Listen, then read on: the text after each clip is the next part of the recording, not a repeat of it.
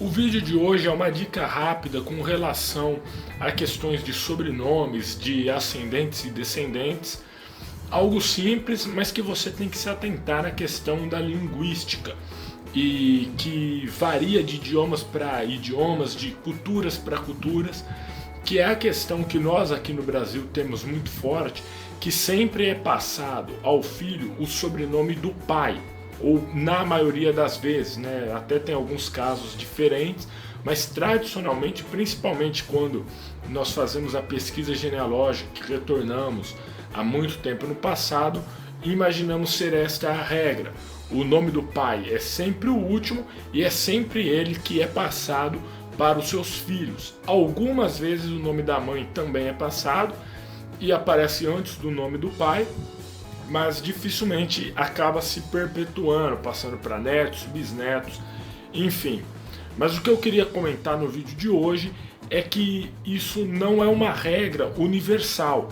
Em alguns locais sim, outros não. Na Itália, por exemplo, a pessoa tem a vida inteira o nome do pai, o nome que ela herdou do pai. Então mesmo as mulheres, quando se casam, elas não passam a ter isso na Itália, né? Italianos que vêm para o Brasil já é diferente, mas não passa a ter o nome do marido, continua com aquele sobrenome. Então as pessoas, isso é cultural na Itália, ter um sobrenome só, que é o sobrenome do pai, e vai sendo passado de geração em geração.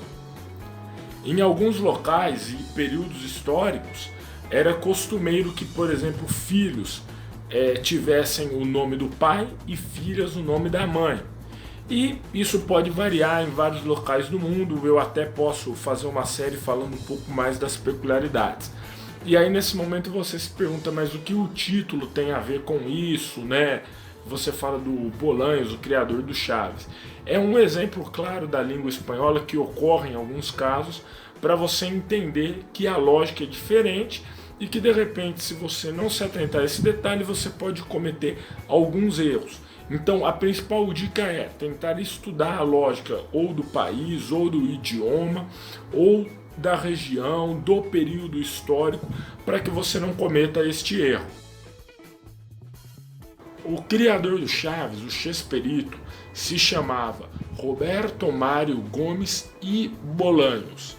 E na nossa mente, né, pela cultura, pela tradição do nosso país, o que nós imaginamos? Que Gomes é o sobrenome da mãe e Bolanhos o sobrenome do pai. Mas não é bem assim. Acessando qualquer biografia sobre, né, o artista, mesmo no Wikipedia, porque não é necessário algo muito formal, uma pesquisa científica, vemos que o nome dos pais dele é o nome do pai, Francisco Gomes Linhares, e da mãe, Elza Bolanhos Cátio. Então você já observa que a lógica é um pouco diferente. O que acontece? O nome do pai, ele é o nome do meio, não é o último nome é o da mãe. E você vê pela mãe, por exemplo, a mãe Elza Bolanhos Cátio. O que ela passa para o filho é o Bolanhos. E o pai, Francisco Gomes Linhares, mas o que ele passa é o Gomes. E aí temos Roberto Mário Gomes e Bolanhos, ou que seja, Roberto Gomes Bolanhos. Ele teve 6 filhos com Graciela Gomes Fernandes, e eu vou falar só de um dos filhos, para não ficar muito grande, que inclusive hoje ele é o administrador do grupo Chespirito, enfim, que é o Roberto Gomes Fernandes. Então você veja a lógica. O Gomes, ele era no avô Francisco Gomes Linhares, passou o Gomes, Roberto Gomes Bolanhos, e passou para o filho, Roberto Gomes Fernandes. E assim sucessivamente. Então, se você não se atentar, você pode cometer o equívoco de achar que o Bolanhos era o nome do pai e fazer uma busca errada. É óbvio, você não vai, pelo menos imagino que não, fazer uma pesquisa genealógica de um famoso. Mas isso pode acontecer com algum parente seu ou alguém que você esteja fazendo a pesquisa. No caso também aí, se a gente pegar no México, ao se casar, a esposa adquire o nome do marido, o que não ocorre em outros locais do mundo, mas tem essa peculiaridade.